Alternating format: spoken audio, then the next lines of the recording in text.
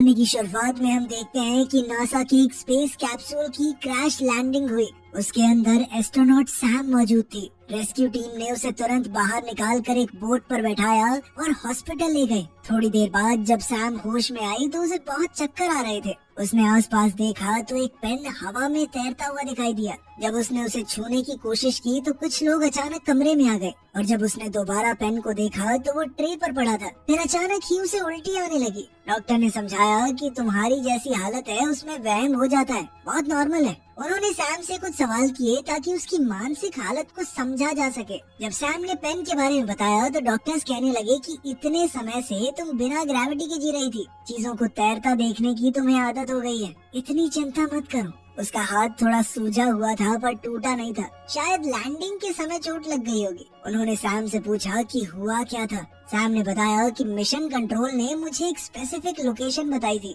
और सब कुछ सही चल रहा था, पर फिर शायद मेरा स्पेस कैप्सूल किसी चीज से टकरा गया और फिर तेजी से नीचे गिरते वक्त मैं बेहोश हो गई। डॉक्टर्स ने कहा कि किसी चीज ने कैप्सूल को छेद दिया था। तुम्हारा हेलमेट भी टूटा हुआ था, शायद अंतरिक्ष में तैर रहा मीटियोर का कोई टुकड़ा होगा। उन्होंने उसके सूट के पार्टिकल्स को जांच करने के लिए भेजा था। बाद में सैम से उसका पति मार्क और बेटी इसी मिलने आए, लेकिन क्वारंटाइन की वजह से वो सिर्फ शीशे के पीछे से ही बात कर पाए। उसके पिता विलियम भी वहाँ आए। उसे बताया गया कि सरकार भी नासा के साथ साथ इन्वेस्टिगेशन करेगी, क्योंकि जैसे ही तुम्हारा स्पेस कैप्सूल धरती में एंटर हुआ कुछ बहुत ही अजीब सी फ्रीक्वेंसी मिली थी। सरकार ने सैम के लिए एक खास घर का इंतजाम किया जहाँ वो न्यूज रिपोर्टर्स से दूर रहकर आराम से ठीक हो सके। डॉक्टर मिशेल सैम को वहाँ ले गई और घर दिखाया। उसने बताया कि सरकार ने 1950 में इस जगह को वेपन टेस्टिंग के लिए खरीदा था और अब इसका इस्तेमाल कुछ जरूरी लोगों को ठहराने के लिए किया जाता है। बाहर एक टेलीस्कोप भी लगाया गया था ताकि सैम अंतरिक्ष को मिस न करे। जब सैम ने टेलीस्कोप का इस्तेमाल करना चाहा तो एक तेज आवाज हुई और उसके सर में दर्द होने लगा। साथ ही उसे कुछ अजीब तस्वीरें दिखने लगी। मिशेल ने उसे संभाला और कहा कि ये सब कुछ आम है। उसने सैम से कहा कि अगर नाक से थोड़ा बहुत खून आए, अजीबोगरीब चीजें तैरती हुई दिखें तो ज्यादा ध्यान मत देना। तुम्हें ठीक होने में थोड़ा समय लगेगा, थोड़ा आराम करो। 2 महीने बाद तुम्हारा टेस्ट होगा, उसके बाद ही अगला मिशन मिलेगा। हर रोज डॉक्टर्स उसे सुबह सुबह चेक करने आते थे। एक दिन सैम को बहुत तेज सर दर्द हुआ, लेकिन बुखार नहीं था। उसने अपने हाथ की बैंडेज हटाकर देखी तो बहुत बुरा सा निशान पड़ गया था। फिर जब वो थोड़ा सामान रख रही थी तो अचानक नाक से खून निकलने लगा। तभी उसकी दोस्त वैल का वीडियो कॉल आया। बात करते करते सैम एकदम चुप हो गई और बाहर की तरफ देखने लगी। वैल चिल्लाने लगी, सैम सैम इधर देखो ना, कहाँ देख रही हो। तभी सैम का ध्यान अचानक से हटा और उसने कहा कि मुझे लग रहा है बाहर कोई है। जब उसने कैमरा बदला तो एक परछाई वहाँ से गई। वैल ने उसे कहा कि अपने सिम्टम थोड़े कम बताइयो ताकि काम पे जल्दी वापस भेज दें तुझे। कॉल के बाद घर की लाइट्स टिमटिमाने लगी और एक कमरे से तेज आवाज आई। सैम वहाँ गई तो देखा कि जमीन पर पानी और मिट्टी थी और दरवाजा खुला हुआ था। वो बाहर गई और टेलीस्कोप से जंगल को देखा। कुछ हरकत हुई पर फिर गायब हो गई। उसने एक पत्थर उठाकर उस जगह फेंका जहाँ हरकत हुई थी, लेकिन असल में कुछ उसके घर की छत पर था। तब उसके दिमाग में फिर वही अजीब सी आवाजें आई और उसने लोगों और क्रैश होने वाली साइट की यादें देखी। अगली सुबह जब सैम उठी तो उसने देखा कि उसके हाथ पर बैंडेज नहीं थी और निशान और ज्यादा बढ़ गया था।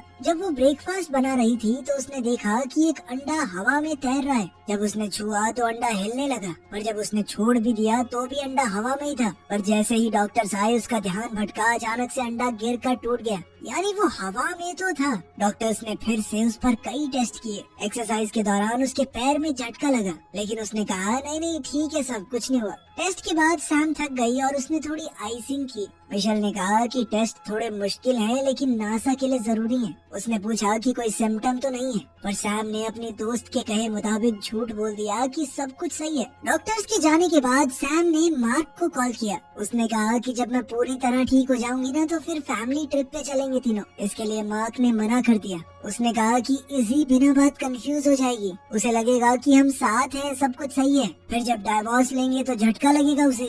ये सुनकर सैम को बुरा लगा। उसने कहा कि अभी पक्का थोड़ी है कि डाइवोर्स लेंगे, अभी तो हम बस बात कर रहे थे ना। उनकी बातों से पता चलता है कि इजी अडॉप्टेड है और सैम और मार्क एक दूसरे से अलग हो रहे हैं क्योंकि सैम बस अपने काम में ही बिजी रहती है। मार्क और इजी के लिए उसके पास समय ही नहीं है। खैर तभी इजी ने वहाँ आकर अपनी ड्राइंग दिखाई जिसमें उसने स्पेस में कुछ लोग बनाए थे।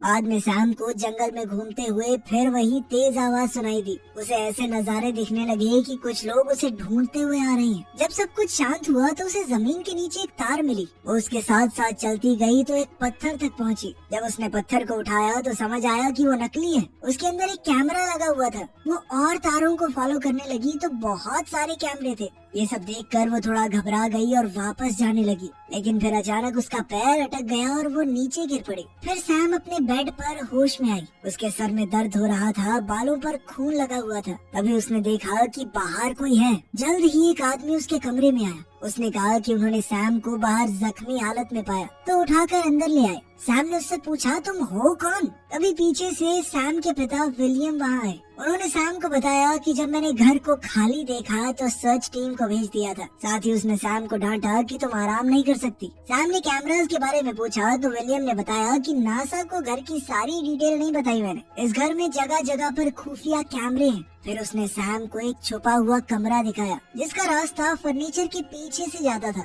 नीचे एक बहुत बड़ा एरिया है जहाँ बहुत जरूरी लोगों को छुपाया जाता है। विलियम ने कंप्यूटर को ऑन किया तो सारे कैमरास की फुटेज स्क्रीन पर दिखने लगी। उसने बताया कि इमरजेंसी में ये घर अपने आप को बंद कर सकता है। इसके ऊपर एक बहुत ठोस परत आ जाएगी। इस घर के अंदर खुद को बचाने के सिस्टम भी लगे हैं। ये घर दुश्मन पर हमला भी कर सकता है पर उसकी तुम्हें जरूरत नहीं पड़ेगी। जब विलियम वहाँ से गया तो स्क्रीन्स में अचानक कुछ खराबी आने लगी। सैम ने अपना हाथ देखा, उसका निशान बाजू तक पहुँच गया था। उसने फोटो खींचकर वैल को भेजी कि देख तो ये क्या हो गया है। वैल ने कहा कि इसकी आइसिंग कर ढंग से ठीक हो जाएगा। शाम को सैम जकूजी में रिलैक्स कर रही थी। अचानक हवा रुक गई और सैम को जंगल से अजीब आवाजें सुनाई दी। सिर्फ एक सेकंड बाद हवा फिर से तेज चलने लगी। इससे घबरा कर सैम अंदर चली गई। उसने मार्क को कॉल किया लेकिन उसने फोन नहीं उठाया। तभी अचानक लाइट्स झपकने लग गई। सैम ने फ्लैश लाइट पकड़ी और बालकनी पर गई पर उसे कुछ भी अजीब नहीं दिखा।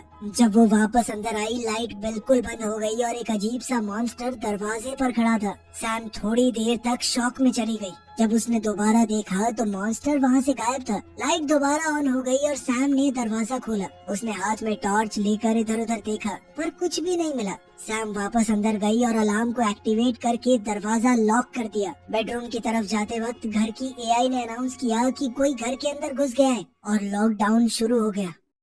मेटल पैनल्स ऊपर उठकर सारे दरवाजे और खिड़कियों को बंद करने लगी और अब सैम अंदर ही लॉक हो गई। उसने तुरंत अपने फोन से कॉल करने की कोशिश की पर फोन में टावर नहीं आ रहे थे। फिर वही तीखी चीखने की आवाज उसके कानों को दुखाने लगी। सैम ने पीछे से आवाज सुनने पर मुड़कर देखा पर वहाँ कुछ भी नहीं था। पास के कमरे से दहाड़ने की आवाज आई और सैम डरी हुई नीचे की तरफ भाग गई। वो क्रीचर बड़ी तेजी से उसकी तरफ बढ़ रहा था। आवाजें भी बढ़ने लगी तो सैम लाइट के स्विचेस के पास गई और सारे बटन दबा दिए पर कुछ नहीं हुआ। बाहर निकलने के दरवाजे भी नहीं खुले। तभी कमरे के दरवाजे का हैंडल हिलने लगा पर जैसे ही सैम ने फ्लैश लाइट ऊपर डाली वो रुक गया। कुछ देर बाद सैम ने दरवाजा खोला और बाहर चेक करने लगी और खिड़की के पास रखा एक पौधा हिलने लगा। सैम ने अब तो डर कर वो टॉर्च भी गिरा दी। उसने हड़बड़ाकर जल्दी से टॉर्च वापस उठाई और प्लांट को देखा। तभी एक अजीब से हाथ ने शीशे को छुआ और सैम चीख पड़ी। वो नीचे भाग गई और अपने पिता के दिखाए हुए बंकर एरिया में चली गई। अब वो कैमरास की मदद से बाहर देखने लगी। पहले वो स्क्रीन्स नहीं चल रही थी